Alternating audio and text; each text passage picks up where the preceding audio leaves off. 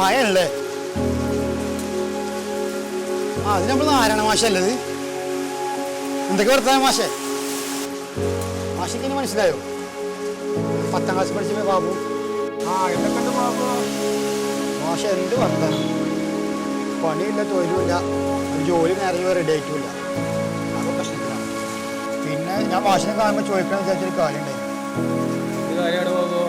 മാഷെ നമ്മളെ sine theta post ചെയ്തൊക്കെ പഠിപ്പിച്ചല്ലോ. ഇതിനോട് നല്ല ഉപകാരമുണ്ടോ? ഇത് ജീവിതത്തിൽ ഒരുപാട് പ്രശ്നങ്ങൾ കഴിഞ്ഞു പോയി.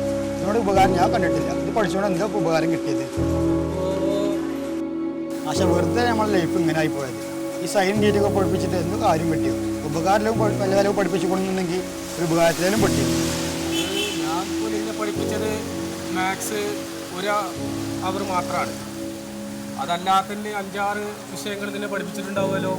അതിൽ നിന്നൊന്നും നിനക്ക് ഉപയോഗിക്കാൻ കഴിഞ്ഞില്ല. അപ്പം അത് കണക്കിൽ മാത്രമാണോ പരാജയപ്പെട്ടത്? അല്ല മാഷെ, ഞാൻ മലയാളസക്കറിന് മാത്രമാണ് ജയിച്ചത്. ബാക്കില്ലാത്തിനും തോറ്റിക്കന്നെ. നീ പറഞ്ഞത് ശരി തന്നെയാണ്. നമ്മുടെ വിദ്യാഭ്യാസ സമ്പ്രദായത്തിൽ ഒരുപാട് മാറ്റങ്ങൾ വരുത്തേണ്ടതുണ്ട്. കുട്ടികൾ പഠനത്തിൽ വരുമ്പോൾ തന്നെ അവരുടെ കഴിവുകൾ കണ്ടെത്തിക്കൊണ്ട് അതിനനുസരിച്ചുള്ള ഒരു പാഠ്യപദ്ധതി നമ്മൾ തയ്യാറാക്കണമെന്നുള്ള കാര്യത്തിൽ തർക്കമില്ല. നീ ജീവിതത്തിൽ പരാജയപ്പെടാനുള്ള കാരണം സൈനും തീറ്റയും ഒന്നുമല്ല. പഠിക്കേണ്ട സമയത്ത് ലക്ഷ്യബോധത്തോടെ പഠിക്കേണ്ടിയിരുന്നു. ഇത് നമ്മൾ കാണുമ്പോൾ ലക്ഷ്യബോധത്തോടെ മുന്നേറണം എന്നത് 20 പ്രാവശ്യം എഴുതി എന്നെ കാണിച്ചു തരണം. ഓക്കെ, കോട്ടെ.